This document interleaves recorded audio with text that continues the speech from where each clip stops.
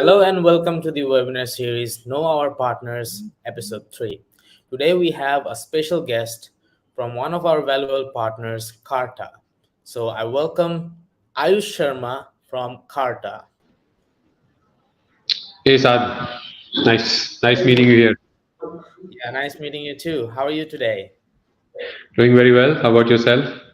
Yeah, I'm good. I'm doing very good. So today we will talk about equity and Carta, as well as we will address some issues that we currently facing in Bangladesh, as well as we will answer questions from the audience. So first of all, can you tell us a bit about yourself and your role at Carta? Sure. Firstly, I want to thank Turtle Ventures for making this happen. I'm always super excited to meet founders, startups who are doing interesting things. There's so many interesting ideas and problems they're trying to solve. And I think this is the best utilization of my time when I'm speaking and answering questions from founders. Now, a bit about myself. I've been in the tech space for the last 8 to 10 years. Primarily um, working with SaaS-based companies in the past, but I've also worked with a lot of MNCs like Samsung, Tech Mahindra, GlaxoSmith in the past. And over the journey of those 10 years working across MNCs and startups, I've realized that speed of execution is the most important thing, and that's where what you find in startups. So that's where I was drawn to startups, and now I think I'll be in startup world for the foreseeable future. I'm currently leading the sales and partnership for Carta India. Carta is a global brand. It is the largest player in the market when it comes to cap table and ESOP management. At the same time, servicing the VC industry. Uh, Right. Founded in 2012, headquartered in California, San Francisco. We are a global company with offices in UK, with offices in Singapore, LATAM, and also in India as well. Right. Okay. So what exactly is Carta? What it does, and how does it support early stage startup businesses? Yeah, so Carta is essentially everything in anything that a startup founder needs to know about managing their cap tables, giving ESOPs, advisory around cap table and ESOP, advisory around valuation support.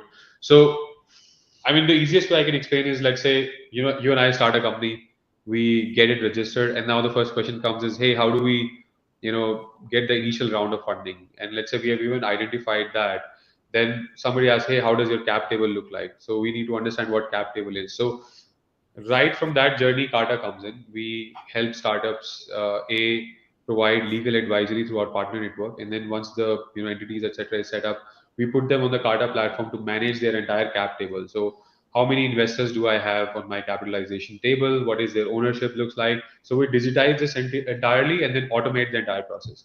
The second bit is the ESOP journey. So every startup now cannot compete with larger companies in terms of pay grade. So one option they have is giving ESOPs to employees, early employees. And managing that, again, it's a very cumbersome process if you're doing it through a spreadsheet. And that's where Carta comes in and says, hey, we're going to manage your entire ESOP management process, right from granting ESOPs to getting it signed, storing it digitally on the platform. And the last bit is the compliance bit. So when anybody who uses Carta can easily get reports for their auditing and compliance reasons, and then towards the end of the year when the book reconciliation happens, Carta really saves a lot of time for our customers. All right. So for example, I'm a founder. If I use Carta, everything gets streamlined in a process, right? Yeah, when it comes to managing your cap table, when it comes to see, the easiest way I can explain again Carta is like it's a hygiene housekeeping thing for founders. Cap All right. table is super important because you are not only present on the cap table, your investors are also present and they are constantly Yep. looking what is my valuation, what is my equity, what is the dilution I have if I pick up a next round of funding. And keeping the house clean keeps everyone happy. And that's what exactly Carta helps founders with. All right. So how does that valuation works? How does startup valuation works in Carta? How does a founder can evaluate their startup? I think, see, valuation, as most founders would know, is a game between two parties. One, the investor who is putting the money in the company, and the founders who believe our company is valued at a certain number. And of course, you have certain rounds of negotiation, and then all agree to a mutual number where, hey, this is the money I will put in. The investor says at this valuation, and thereby taking X percentage of your equity in the company, right? So Carter does not come into that picture. We do not come in those conversations where investors and founders are deciding what the value is. But once the valuation is decided, then you have to create a valuation report, which needs to be filed with the local governing body in that country. Like in India, we have our SEBI for public companies, but Indian Companies Act. In US, you have SEC. Um, Right. and that's where Carter comes in and says, hey, we will help you build a valuation report that you can submit it to the board and get it signed off. Like that's more like a rubber stamp you can put on the numbers that was agreed between the investors and the startup founders. All right. Could you give us an overview of the offerings right now available to startups from Carta? Well, a whole bunch of so right from with helping the founders with valuation support. So what is the share price uh, of my stock in the company, right? What is Right. the value of an ESOP? What does one ESOP value?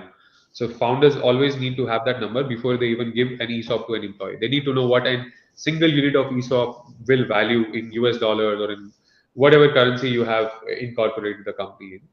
So we help you with share valuation, we help you with ESOP valuation. Then comes the platform where we completely digitize the cap table. So anybody in the company who is a founder or an admin and investors can clearly see that these are the number of investors, this is their share, and who owns what share.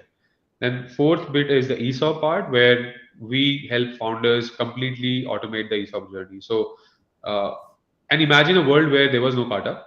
Every founder would maintain a spreadsheet or an Excel spreadsheet, and they will, line by line go and put entry. Hey, this is my employee. This has X number of shares. Gets vested on some other date. Then there's another employee who has a different number of shares. Joined 8 months down the line, different vesting schedule. That is very, very, very difficult to maintain. It is very error prone because it's all manual.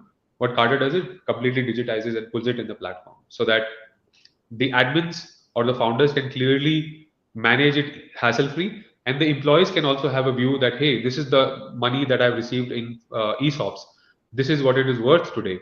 If I stay 2 more years, I'll get extra amount of money, and that's again a good motivation for employees to stay longer. So that's one.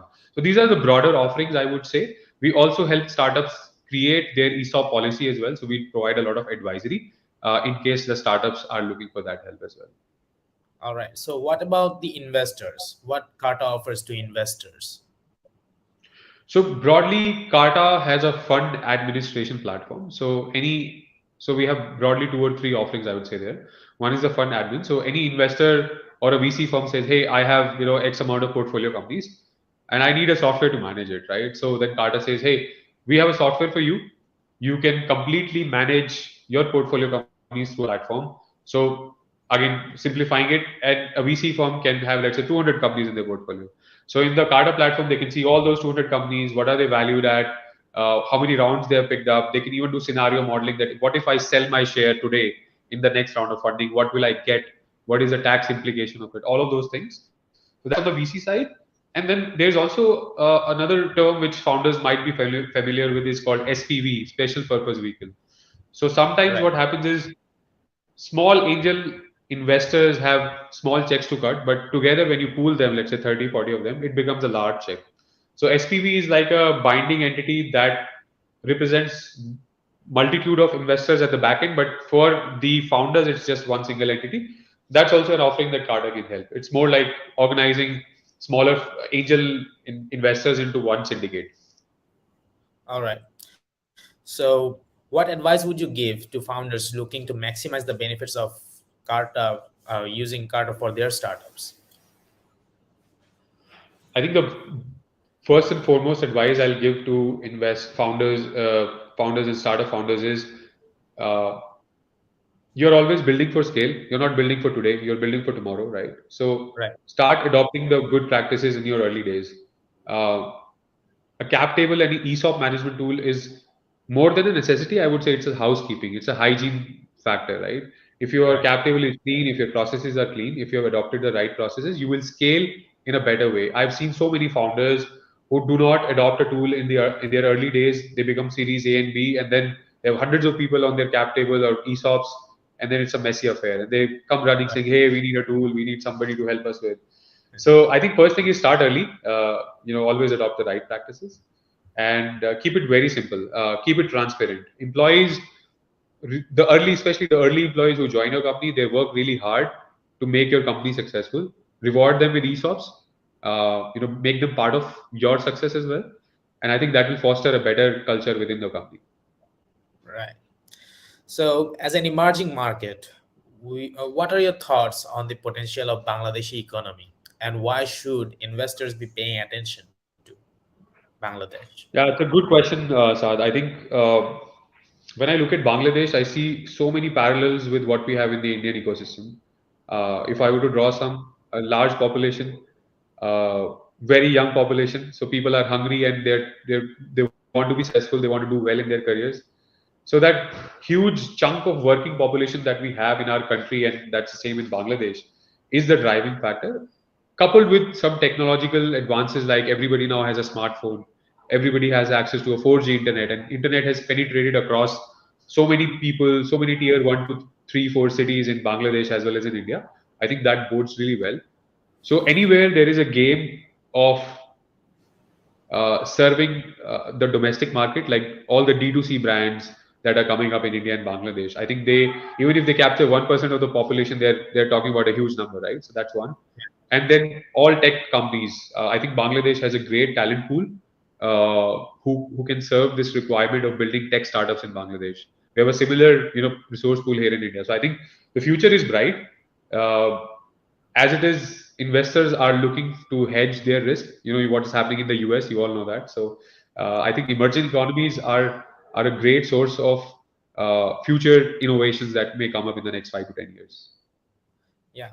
So there are some issues in the ecosystem right now. For example, if we want to do fintech, we have some issues that we face. For example, if I want to start an e-commerce website, for example, I need a payment gateway, right?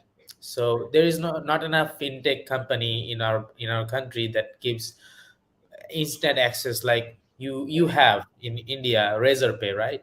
So we don't have that kind of thing. So what's your thought on that, or what's your take on this? So we need to address these issues in order to solve the problem, in order to mature our ecosystem, right? So what's your take on that? No, I think it's a valid point. See, any ecosystem that booms because it has all the constituents within that ecosystem. Let's say there are people who have money to invest in tech startups, right? But there Right. are not enough founders, or there is not enough talent pool for founders to hire product managers, hire engineers. You will not have that ecosystem, right? So at the end of the day, it is a mix of people, money, and the most important piece is the infrastructure, which is what you are pointing at, that we do not have that infra in place. So I think this is again, while it is a problem, it is also a great opportunity for people in Bangladesh to build something like Razorpay for the local market.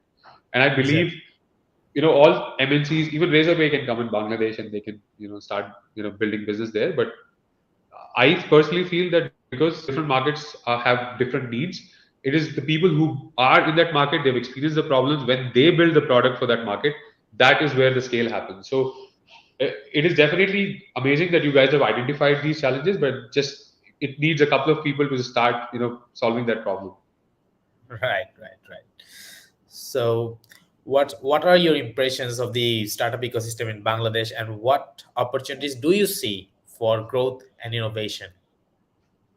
See, I think when I say Bangladesh tech ecosystem or startup ecosystem, the boundaries are not limited to Bangladesh. Like, we have so many startups here, especially specifically in the SaaS ecosystem. We have so many startups here in India. They're no longer Indian companies. They are a completely global company altogether. They have employees in US, they have employees in UK, so on and so forth. So what I feel is that there's no foundation as to where these startups can do, and everyone has access to internet. Everyone has access to information these days. So it's just a matter of people realizing that yes, we can build something. B, we can build for global markets, not just for Bangladeshi markets. And I think I personally do not feel there are any strong barriers for people of Bangladesh to not do that. It's already happening, right? You have so many thousands of startups, and I think it's not far away that in the next 5 years we start hearing some solid decacons coming from Bangladesh. Right. So we have our only unicorn from our country, Bikash, as you know. That's a unicorn, and I hope to see many more unicorn will come from Bangladesh. India has a lot. India has a India, lot. yeah, if you look at the unicorns in India, we are roughly about 105. That was my last count, but yeah, there are 105 unicorns. In fact, we would had more than 200 unicorns, barring what happened in the last 6 to 8 months. There's a lot of decrease in the funding rounds that we are seeing, but see, you just needed one unicorn, right? Once you have one unicorn, it starts coming in. When Flipkart started back in, I think, 2010, nobody knew about a word called unicorn. Nobody even knew what a startup is. But now look at what Flipkart is. They're valued at about $26 billion. So I think once Flipkart started doing it, everybody took notice of it, and then there is a lag period of 2 3 years, but then it starts coming up. Right.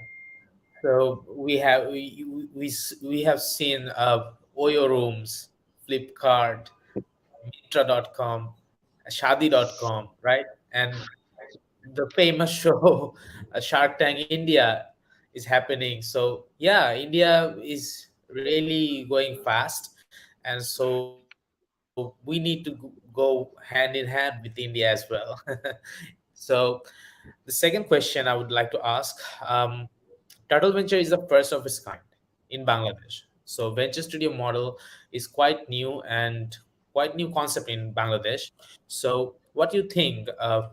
How many venture studio should Bangladesh have, and what should be our role in the ecosystem from your See, the perspective? question is no, it's a good question, Saad. The question is the important thing is not how many. The important thing is the quality that these venture studios should bring. I think Sure. they can be as many as you want, but as long as they're giving something back to the community, they're adding value to the ecosystem. That is where the value is. So we have many more many venture studios in India, and now they've gone global. Draper Studio is one example. So Draper has I was in Singapore 2 weeks back, and I ended up attending a small session at their studio for an evening. Catch up with a couple of hundreds of startup founders. So it's so interesting. Um, and the most important thing I really like which I really feel is great about venture studios is people come there and not just be there for a couple of hours. Even this webinar, I'm sure some people will get some benefit out of it, and that's what venture studios should do. They should focus on delivering values. They should focus on what founders need, and they should keep talking to these founders and how they can solve the problem. Um, and the best part is the networking that comes with the venture studios. So I think that's irreplaceable. Right. So venture studio is not only just like a traditional VC; they actually build their products as well, right? Yeah. This is what amazes everyone. So earlier I talked to some startup founders and they asked, I have this idea and I don't know how to build this, but I need a strong team to build my product. So I told him to please come join us. We are the venture studio and the first ever venture studio in Bangladesh to cater it to serve you. So pretty much they were pretty much interested to come and join us, and we are running cohort one for this year, and we are giving $125,000 funding to the startups coming in. So yeah, the ecosystem is growing, and we think that we will come up with some uh, innovative startups from SaaS, from fintech, from agriculture, and so on. So moving on. So for startups in Bangladesh who are interested in working with Carta, what steps should they take to ensure they are getting the most out of the Carta? I think first and foremost, they need to realize that there is a white space that can be improved, and that's where um, the there's an ADA model that where awareness is there. So once the awareness is there about, we can do this as well, right? We can digitize our cap table. We can actually automate the ESOP experience. Once that has been realized, then all the startup founders in Bangladesh need to do is just reach out to 10 Turtle Ventures, and we are partnering with you guys. So happy to offer our resources and services. To maximize it, I think the way Kata has done it across globally is that, uh, see, we are not selling just a product and then plug and play and you use it. I think we are building an ecosystem. The larger Right. play of what Kata is building globally is that we're not just providing products and services. In the long run, we are building a stock market for private companies. So what you would have seen is that public companies, you have stocks of public companies, you can trade it, you can sell it today, and within seconds you can buy it again, so on and so forth. You cannot do that with private companies, right? If I were an employee in a private company who gave me ESOPs 3 years back, unless there is a liquidity event, I cannot sell those ESOPs. Liquidity event could be like an IPO of the company, or someone buys back in the company itself. That is very rare, far and few. So that is the problem what Carta is trying to solve. That even though I have ESOPs of a private company, what if I had the power of liquidifying it? If I can sell it to anybody on the platform itself. So that's what we are building for the longer vision. And yeah, I mean, to answer, coming back to your question, if you want to use Kata, just reach out to Turtle Ventures, and we can help you guys coming on board at Kata. Sure. So, last question, maybe. The question is, if we are the founders, you and I, we have founded a company. So, what should be the equity split between us? It should be 50-50. This is a very common question we get asked, and I'll give you the reasons behind it. Some of the funny questions founders or within founders say, "Hey, I brought the idea. Hey, I started working 10 months before you came on board. Um, I took salary for 6 months. You didn't. I am older, more experienced. I have more networks, so I should get maybe 60% or 70%." See, these are very short term. uh, that's a very short term view, I would say. Whenever you build a strong foundation or a company that becomes a unicorn, right, it doesn't Right. happen in a couple of years. It takes at least 7 to 10 years. And when you look at that 10-year horizon, these small things that I started 6 months before you, they're irrelevant, right? Right. So, and the second thing is, more equity is more motivation. See, if I have more skin in the game, I would work equally as hard or maybe more than you, right? So, but if you give me only 20% of the equity, what is my motivation? It's already reduced, and you don't want to do that, right? You enter in Right. a startup with the belief that, hey, together we are co-founders, we will solve problems together, and we'll make the company successful. So, if you bring that conversation of unequal equity split, that's really not ideal situation. And third thing Okay. is, if you do not, let's say you were to give me 40% or 30%, Zad, if you do Uh, not value my contribution, if you do not value the co-founder, why would anybody else will, right? So exactly. these are things you need to think about. And I think 50-50, equal split. Yeah, yeah, I think that too. So there should be equality, right? So Absolutely. regardless of contribution. So yeah. So finally, is there anything else you would like to share with our audience, or any closing remarks you would like to you'd like to make? Yeah, I mean, so closing remarks are twofold. One is what I feel about the Bangladesh ecosystem. Uh, Over the last 6 to 8 years, India has seen a tremendous growth in startups. We're close to about 50,000 plus startups now in the country, Right. and bunch of them have exploded in the last 4 years. And when I look at Bangladesh, I see similarities, not just with the geography, but also demographics, uh, the history. There's so much similarity between the two countries that I personally do not feel that Bangladesh cannot do what India has done in the last 4 years. So I think if we have 100 unicorns today, I'm pretty sure in 3 years, 4 years, Bangladesh can have that number as well. Right. Of course, it will be a mix of a lot of factors like having the talent pool in place, having the ecosystem in place, having help from the government also will help. I think once the government recognizes these things, they start making ease of doing business far more easier. Startup founders get tax benefits, etc. So if these things are in place, I think the future looks bright.